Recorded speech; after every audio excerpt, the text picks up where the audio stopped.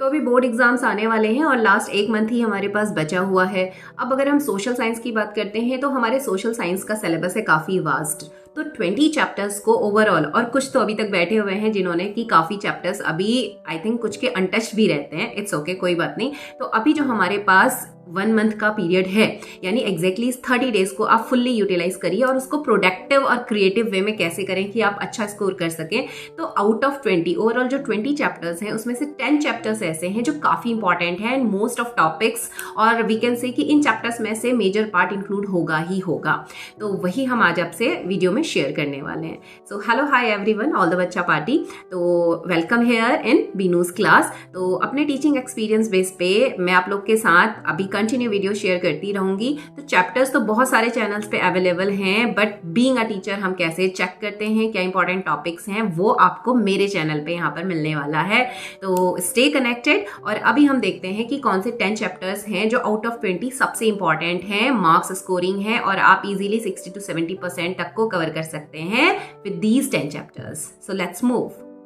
So here is the list of these 10 important chapters. सबसे पहले अगर बात करें हिस्ट्री की तो first and second, rise of nationalism in Europe and nationalism in India, ये दोनों ही चैप्टर बहुत इंपॉर्टेंट हैं। और जो सेकेंड चैप्टर है इससे आपको 2 मार्क्स का मैप क्वेश्चन भी मिलना है। तो दोनों टेक्स्ट के लिए भी इंपॉर्टेंट है और सेकेंड वाला मैप के लिए भी इंपॉर्टेंट है। और थर्ड वाले चैप्टर से आपको लॉन्ग आंसर भी मिल सकता है, साथ ही साथ ये केस बेस्ड स्टडी के पॉइंट ऑफ व्यू से भी इंपॉर्टेंट है। तो तीनों को आप अच्छे से जरूर प्रिपेयर करिएगा।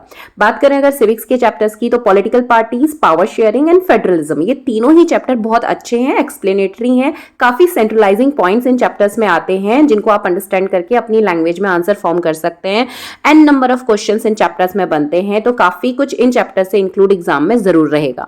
इकोनॉमिक्स की अगर हम बात करते हैं तो यहाँ पर हमारे 2 इंपॉर्टेंट चैप्टर्स हम मेनली काउंट करते हैं, sectors of Indian economy and the money and credit. तो ज्यादा चांसेस आपके इन दोनों चैप्टर्स में से क्वेश्चन आपको मिलने के हैं। और फोर्थ हमारा ज्योग्राफी का पार्ट है। तो ज्योग्राफी पार्ट में हमारे जो मेन सबसे इंपॉर्टेंट चैप्टर की अगर कैटेगरी हम देखेंगे तो agriculture and second is resource and development, ये दोनों ही चैप्टर इंपॉर्टेंट हैं। और ज्योग्राफी में तो मैप आपको मालूम है ऐड रहता ही है, map question will be for 3 marks. और इसके अलावा टेक्स्ट और मैप दोनों ही बेसिस पे ये दोनों चैप्टर आपके इंपॉर्टेंट है। तो अभी आपको अपना रिवीजन टाइम टेबल सेट करने की जरूरत है जिसमें ये 10 चैप्टर्स आपके कंप्लीटली प्रॉपरली रिवाइज करना बहुत जरूरी है। और अभी तक अगर चैप्टर्स अनटच्ड ही हैं तब तो जरूर से आप सबसे पहले ये वाले 10 चैप्टर्स ही कंप्लीट करिएगा, उसके बाद बाकी के चैप्टर्स में आइए। और अगले वीडियो में आपसे शेयर करते हैं कि सिलेबस में कौन कौन से चैप्टर्स और चैप्टर्स में से कौन सा पार्ट कितने कितने पार्ट्स तक आना है, क्या क्या हम लोगों ने कंप्लीट करवाया है according to the guideline of CBSE।